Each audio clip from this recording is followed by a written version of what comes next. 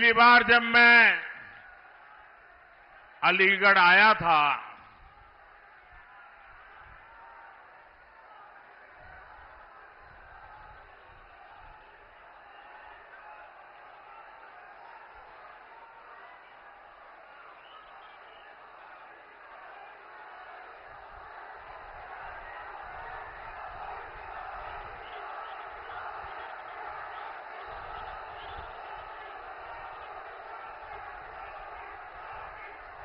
आपका मन भर जाए फिर मैं बोलना शुरू करूं।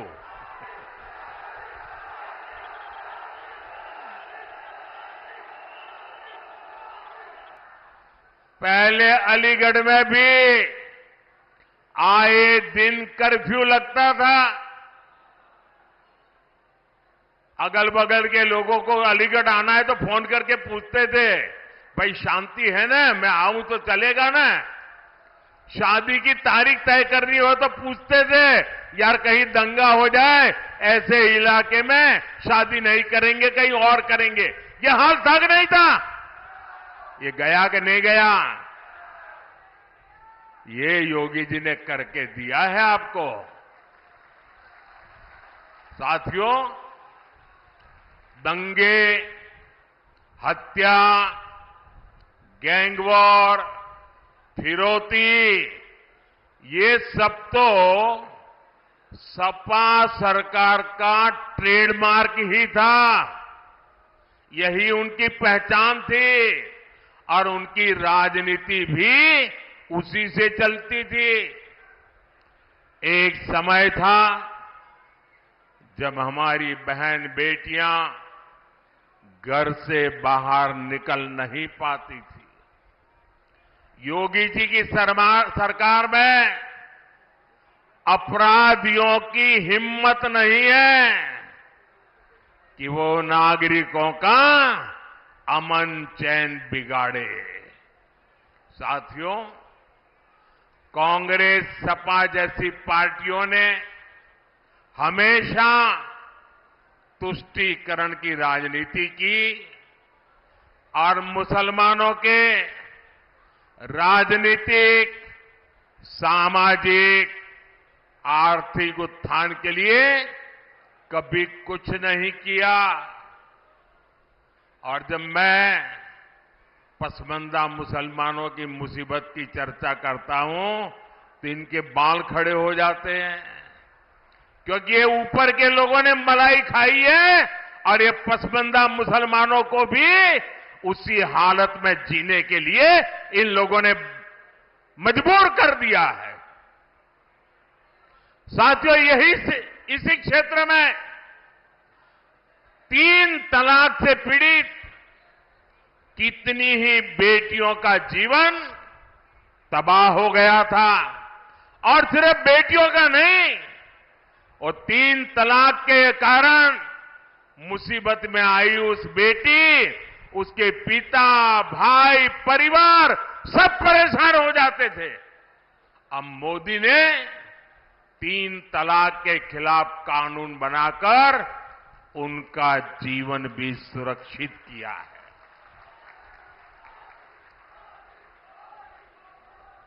पहले हज कोटा कम होने की वजह से कितनी मारामारी होती थी, उसमें भी रिश्वतखोरी चलती थी और ज्यादातर रसूखदार लोग ही हज जाने का मौका पाते थे। मैंने सऊदी अरब के क्राउन प्रिंस से आग्रह किया था कि हमारे भारत के मुसलमान भाई बहनों के लिए हज का कोटा बढ़ाएं। आज न सिर्फ भारत का हज का कोटा बढ़ा है, बल्कि वीजा नियमों को भी आसान बनाया गया है। सरकार ने एक बहुत बड़ा अहम फैसला लिया।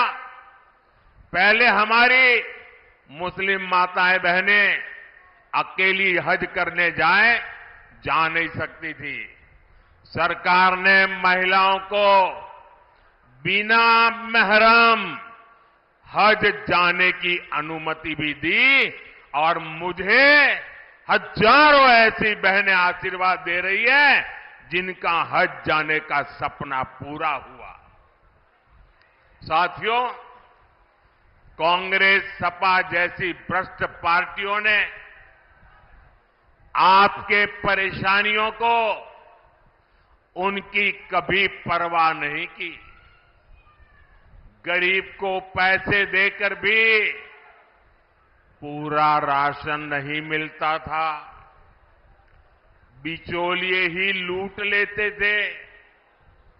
आज अलीगढ़ और हाथरस के लाखों साथियों को मुफ्त राशन मिल रहा है। इतना ही नहीं, पूरा राशन मिल रहा है। अलीगढ़ और हाथरस के लाखों परिवारों को आयुष्मान भारत योजना के तहत मुफ्त इलाज की सुविधा भी मिली है। अब मोदी की गारंटी है कि देश के हर परिवार में, आपके घर में जो बुजुर्ग माता पिता है, दादा दादी है, नाना नानी है, चाचा चाची है, अब उम्र के कारण और कोई तो काम कर नहीं पाते और उम्र के कारण कोई न कोई बीमारी आ ही जाती है। अब आपके डबल जिम्मा होता है, एक तो परिवार के बुजुर्गों को संभालना, दूसरा जिम्मा होता है अपने बच्चों का भविष्य बनाना, और उसमें अगर बुजुर्ग कोई बीमार हो गए तो सारा बोझ आप पर आ जाता है। ये मोदी है जिसको आपकी भी चिंता है और इसलिए मोदी ने गारंटी दी है कि आपके परिवार के 70 साल की ऊपर के आयु के कोई भी बुजुर्ग माता पिता को 5 लाख रुपए तक मुफ्त इलाज की चिंता ये बेटा करेगा। भाइयों बहनों, ये राशन मिल रहा है, इलाज मुफ्त में मिल रहा है, घर मिल रहे हैं, ये सब किसने किया? ये सब किसने किया? किसने किया? किसने किया? किसने किया? किसने किया? आपका जवाब गलत है। ये मोदी ने नहीं किया, ये आपके एक वोट ने किया है। आपके वोट की ताकत है जिसके कारण गरीब का भला हो रहा है, और इसलिए इसका जो पुण्य है ना, उस पुण्य के आप भी उतने ही हकदार हैं। भाइयों और बहनों, आजकल जब मैं कहता हूं कि 10 साल में जो किया वो तो ट्रेलर है, ट्रेलर।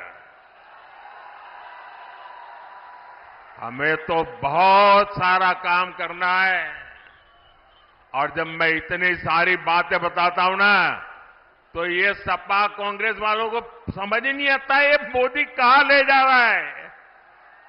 बोले पहले तो हम तू मैं राजनीति करते थे, अब मोदी इतनी बड़ी दुनिया की तरफ देश को ले जा रहा है, वो मोदी के साथ कदम ही नहीं मिला पा रहे। अभी क्षेत्र में देखिए, अलीगढ़ में हवाई अड्डा बन गया, पड़ोस में जेवर में इंटरनेशनल एयरपोर्ट बन रहा है, गाजियाबाद अलीगढ़ नेशनल हाईवे बन गया, अलीगढ़ कानपुर नेशनल हाईवे बन गया, हाथरस भी मथुरा बरेली एक्सप्रेसवे से जुड़ रहा है। अलीगढ़ और हाथरस दोनों रेलवे स्टेशन आधुनिक बनाए जा रहे हैं। ये एएमयू तो थी यहां, अब राजा महेंद्र प्रताप यूनिवर्सिटी का भी निर्माण पूरा होने वाला है। ऐसे ढेर सारे काम इस क्षेत्र में हुए हैं।